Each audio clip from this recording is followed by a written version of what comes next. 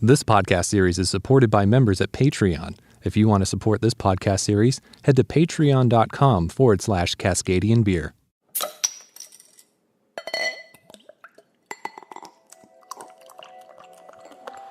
The Pacific Northwest offers a huge variety of craft beers, from IPAs to lagers and pilsners. In this episode, let's explore the exciting world of sour beers.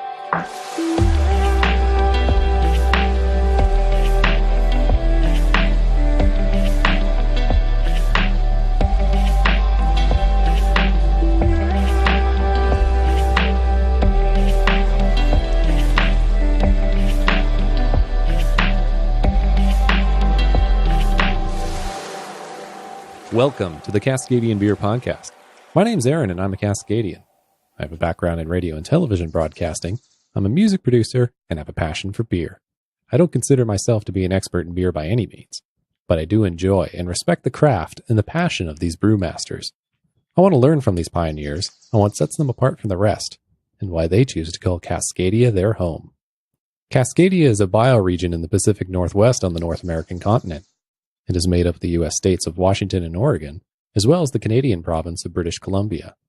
In this podcast series, I'll be profiling the unique breweries of Cascadia, a region that has a strong presence on the international beer scene. In this episode, I've traveled to Portland, Oregon to speak with Cascade Brewing. I have two interviews to share with you. In a bit, we'll hear from General Manager Grant Ritchie, but first, I wanted to get the backstory and the history of the brewery, and for that, I spoke with owner Art Larrance. My name's Art Larrance, Cascade Brewing, Portland, Oregon. How did this whole project start for you? This project actually started in probably 1983. I was doing some home brewing with some friends in the early 80s, and in 83 a brewery had started up in Seattle named Red Hook. Bert Grant had started up in Yakima, and we were drinking their beer, drinking our home brew, skipping lunch, drinking our lunch. And in the afternoon, we said, well, gosh, if they can have a brewery in Seattle and Yakima, we can have one in Portland. Let's call up Bert Grant and see if he'll teach us how to make beer and build a brewery. So we did, and got a contract with Bert Grant on a consulting agreement, and we got a location in Portland in 1984. 1985, there was four groups of us who wanted to brew beer and sell beer on the same premise, and that would be the McMinimum brothers, the Widmer brothers, Dick Ponzi that did Bridgeport, and Fred Bowman and I did Portland Brewing. So we all went to our legislature in 1985 to get our brew pub bill where we could brew beer and sell beer on the same premise. And prior to Prohibition, Oregon had limited where breweries could sell beer. We only had one brewery in the state. Well, we actually had three after Prohibition. Salem, Medford, and Portland survived Prohibition. Medford closed in 47. Salem, I think, was 55. And then Weinhardt's came along. I don't remember when they closed, 10 or 12 years ago, something like that. And they at their brewery, they had a tasting room. You couldn't buy beer there. You could only give it away. So when we went to our legislature in 85, we wanted to be able to sell it on premise. Right. And we wanted to be able to do our own distribution and have other privileges. So that law got passed, and out of that came Widmer, the McMinimum chain, Bridgeport, Portland Brewing were the first groups, and then Full Sail, Deschutes, Rogue. All of a sudden, a lot more entrepreneurs jumped into the fray. When did you leave Portland Brewing? November of 1994.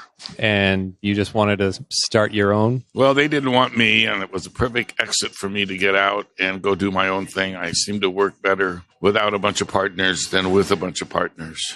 Right. Better. I found I could go build a team, a homogeneous team, better than what we were doing at Portland Brewing. And so what was the initial inspiration then for Cascade? Were you just wanting to be a brewery, or did you have in your mind that you wanted to do sour beers at that point? Well, when I left Portland Brewing in 94, I got an option on a piece of property in February of 95 where the current Cascade Brewing Raccoon Lodge is. And it took me 3 years and 10 months from when I got an option on that property in February till I opened it 18 years ago. But it took me 3 years and 10 months to go through the zone change, design review, building permit, comprehensive plan change. Then to go get it, have it built, it took 3 years and 10 months. So I opened that in December 11th of 98, 18 years ago. And we have a brewery, we have a restaurant. It's a 14,500 square foot, 2-story building, 10-barrel brew house.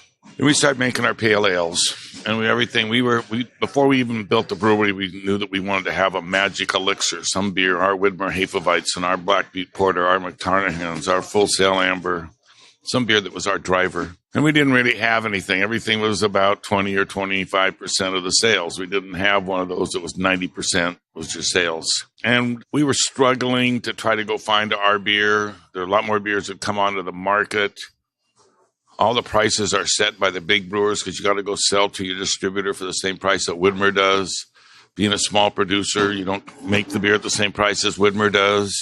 So it's difficult to be profitable. And we meaning Ron Gansberg, our brewer, and I looked at each other and said, listen, let's use our experience. And we kind of started out with a premise of how can we expand without spending a lot of money?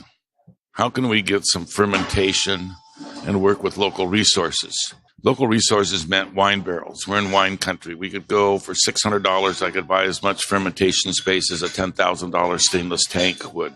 So that fulfilled one of the qualifications. The other one was local resources with fruit. Well, we have cherries. We knew we could make a cherry beer. Cherry beer in Flemish is Kriek, Kriek.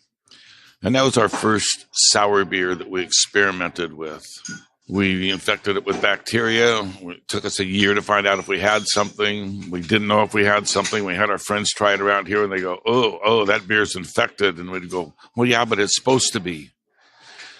And we drove down to Denver to a Great American Beer Festival about 10 years ago, it was, I think, and got to sample some people, and we got some verification that we were on the right track with our Northwest-style sour beer. Then the next year, we went back to Great American Beer Festival, took third place with the Kriek. The next year, we went back and took first and second place with the wood barrel aged sour category. So we knew we got some verification that we were doing something right. And that led to filling up the brewery with all of our barrels. At that time, it was like 200 plus, and we needed a space for them. And I was fortunate enough to be able to find this building to buy. So we moved all of our barrels over here and then created the retail situation that we're sitting in right now. It's been open for over 5 years. And you had to move the barrels out of here, didn't you? Well, we did to move them to a third location that we could control the situation better than what we have here. We outgrew this facility for aging a beer. We wanted to get into a more controlled climate situation, and that's what we have at the third location called Cascade Brewing Blending House, and that's a 23,000-foot warehouse with an 18,500-foot walk-in cooler that's climate-controlled, temperature, humidity.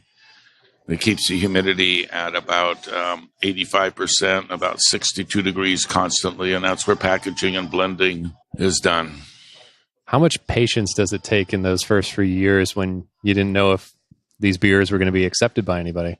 Well, it takes more money than patience because you're spending money all this time. You have to have a location, you have to pay for your materials and your labor, and you're sitting there in suspense. You don't know whether what's going to come out at the other end. So, yeah, there was anticipation. How long did it take for the local community here in Portland to catch on that what you had was very special? Well, we were selling some of them at the Raccoon Lodge, but not very much. There wasn't an awful lot of acceptance. And then coming over to this location, quite frankly, I had some of my friends that I've known ever since I've been in the industry kind of pulled me aside and went, hey, Art, are you sure that people are going to come over to that warehouse and drink sour beer? Are you really sure there's enough people out there in the world that have an interest in sour beer? And I had done my math on what it took to break even here, which is about 1/3 of what the business that we do here now. We do about 3 times what my estimate was to break even.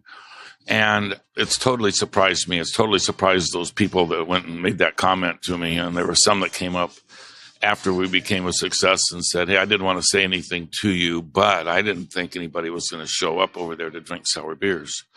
And we just got something that came out yesterday from Uber that had the 5 most popular brew pubs that people get taken to, and we're the 3rd most popular of the top 5 in town. that they want to come and drink our beers. And so, yes, 70% or something like that of our business is tourist business. And with that, I mean, your beers have got quite a large reach across North America now, right? Are you in many markets? We're in 41 states, 61 distributors. We're going into our third and fourth provinces now into Canada. We're in Japan, Korea, Taiwan, the Netherlands, Denmark, Great Britain. Our people in the Netherlands and Denmark cover us for quite a bit of Western Europe as well.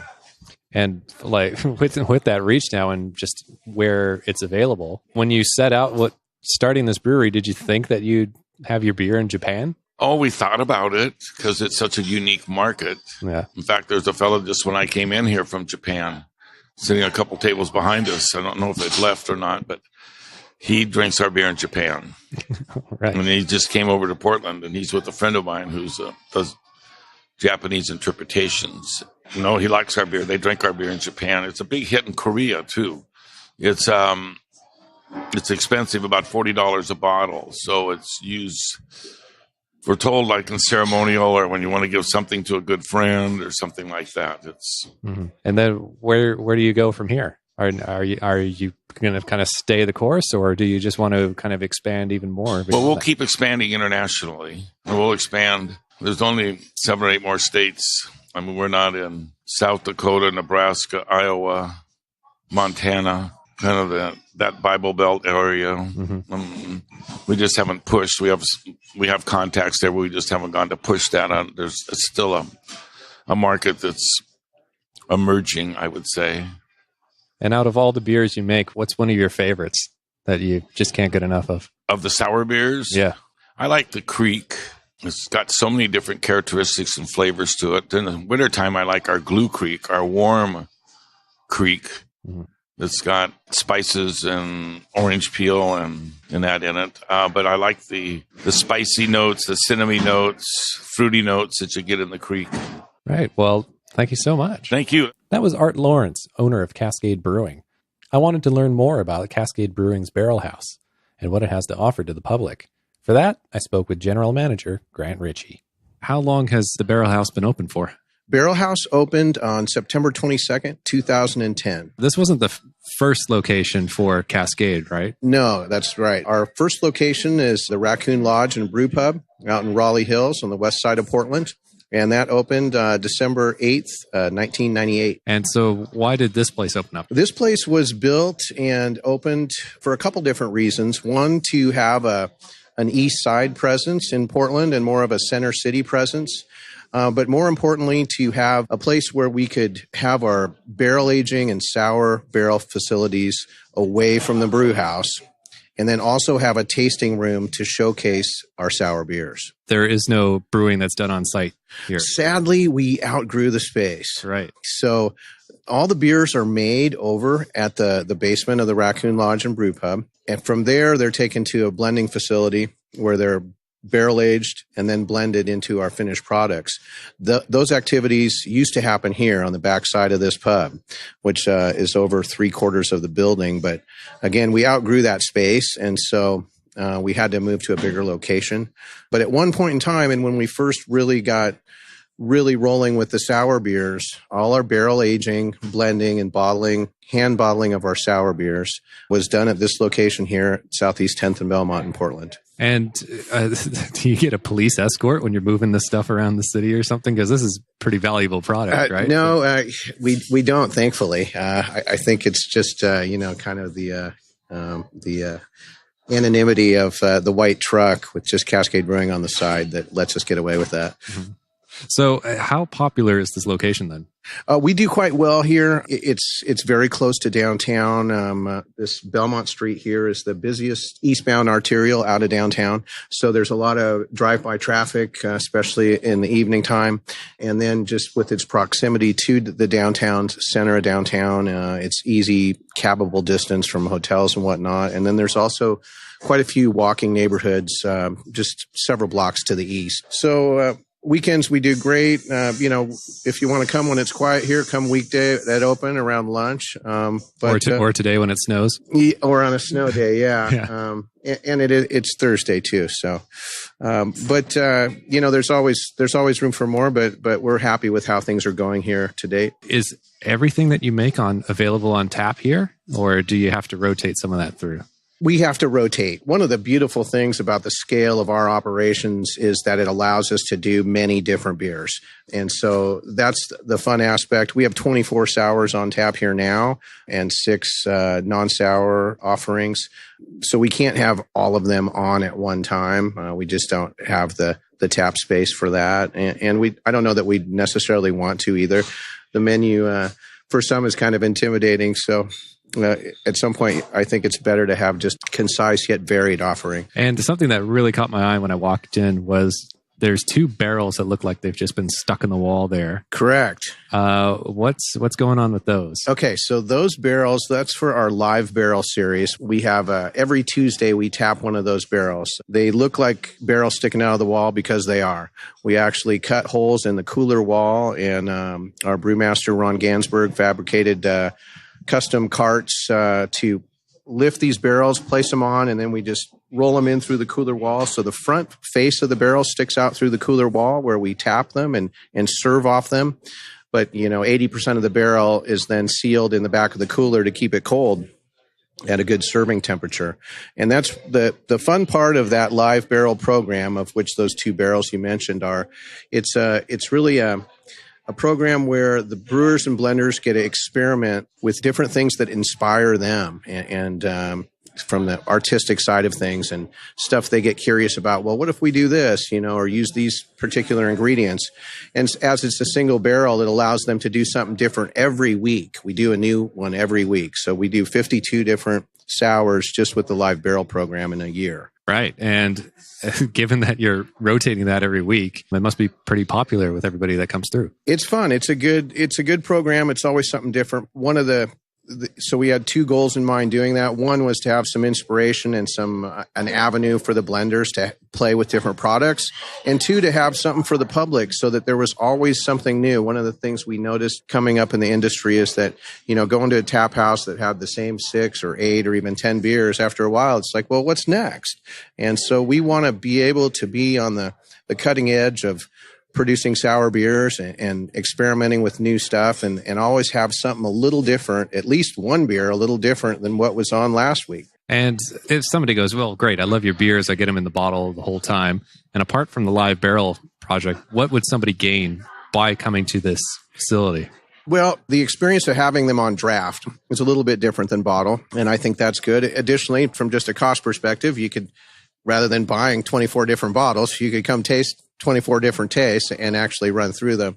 And I think there's something to just the ambiance of the Barrel House pub here and the knowledgeable staff and just the environment for sitting down and having a sour at the place where we got really, really rolling with this sour beer program. And you have a kitchen on site too, so you're not like most breweries that have a little food truck parked outside. What's your favorite thing out of the kitchen to pair it with one of your favorite beers? Well, I think cheese pairs great with beer. I don't care what wine people say, but cheese and beer is a good pairing. So we do some great artisanal cheese plates and cheese and meat plates, as well as some great sandwiches. We have a pork pastrami with purple cabbage slaw sandwich. That's one of the house favorites right now that I'm very fond of. If somebody's never tried Cascade sour beers before, how would you describe it to them? Well, I think it's, certain people identify with different things. I think folks that have been exposed to kombucha, for say,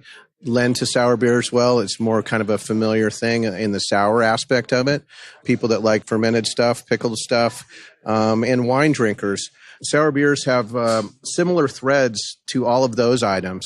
I try to, when I'm serving someone or introducing someone to our sour beers or sour beers in general, I try to understand what they like and then try to pick something on the menu that I think will match up with that. For say, if they're a bourbon drinker, we have several bourbon barrel-aged sours. That's sometimes a good avenue to go down for them. We have a very popular beer we sell, draft only, the Honey Ginger Lime, which is a rye-based beer. And then we do candied ginger, age it with candied ginger, and do a very late addition of fresh ginger and back sweeten with wildflower honey. And that's super popular and very approachable. The honey kind of balances the sour a little bit. So for people just getting into sour beers, I think that's more of a good gateway sour, if you will, to step into the arena, and a great seller for us, especially in the summer. Mm-hmm. I do see on the menu over there, you have quote unquote regular beers too, not just sours available. Yes, we do. Yeah. We're very proud of our non-sour offerings as well. We've got Portland Ale, which is kind of a nod to our founder and owner's past. Art Larrance was one of the co-founders of Portland Brewing Company. And that was a beer we made with them. I happened to work with Art back in the 80s at Portland Brewing, and we made a lot of Portland Ale in the day. And he got the rights to that name after it expired. And so Cascade is now continuing to proudly make Portland Ale. So that's one of our non-sours that we have on all the time. And then we've got our house IPA, the Cascade IPA. And another fun beer in our non-sour offering is our Oblique Coffee Blonde. So it's a beer that the brewers made to have the smell, the taste, the mouthfeel of a big dark stout as it's made with coffee, but it's a blonde beer. So it's a very interesting juxtaposition. You look at it and you think, oh, that's not a stout. I ordered the stout, but yet it certainly drinks like one. And for the coffee lovers, the lack of dark malts lets the coffee really shine through. So I think it's a great coffee beer. Is there anything you haven't put in the barrel yet? I'm sure there is. Yeah, there's a long list of that stuff. I don't have that on the tip of my tongue, though. Do you think that this would be successful anywhere else in the Pacific Northwest, or is this a kind of a unique kind of Portland thing? Oh, I don't necessarily think it's unique to Portland. I think Portland has some great advantages in that Portland has such a long-standing craft brewing tradition dating back, to the 86 anyway. And so I think the collective palate, if you will, of the locals here in Portland is very experienced and educated in craft beer. And so I think for Portlanders, it's easy to transition into the sours. I think other parts of the country where it's craft beer is still making inroads and not as widely accepted, I think that's more challenging for sours. But again, sours are different, unlike many beers in the sense we get a lot of wine drinkers, who'll say, "Oh, I don't like beer." It's like, well, there's hundreds of styles of beer. Are you sure? And we get them to try some of the sours, and they end up liking beer. So as far as the sour concept working in cities outside Portland, I think certainly a lot of the West Coast cities, Seattle, San Diego, markets like that, I think would be no problem at all. If you try to plant this concept in mid-America, that might be a little more of a challenge. Well, thank you so much for your time. Yeah, my pleasure. Thanks for having me. Thank you. Thanks so much to Art and Grant for their time, especially since there was a snowstorm on when I was down in Portland when I taped this episode. Really appreciate them to make time for me during my visit. You got to check out the Barrel House. So many great beers on tap, and they're always rotating as well. Really recommend checking out the live barrel program that we talked about in the interview. If you enjoyed this podcast series, hopefully you'll subscribe, and please leave us a review on iTunes as well. It goes a long way to help us get this series into as many ears as possible. If you want to support this independently produced podcast series, you can do so on Patreon at patreon.com/Cascadian Beer. Be sure to follow us on Facebook and Twitter. And until next time, remember, support your local.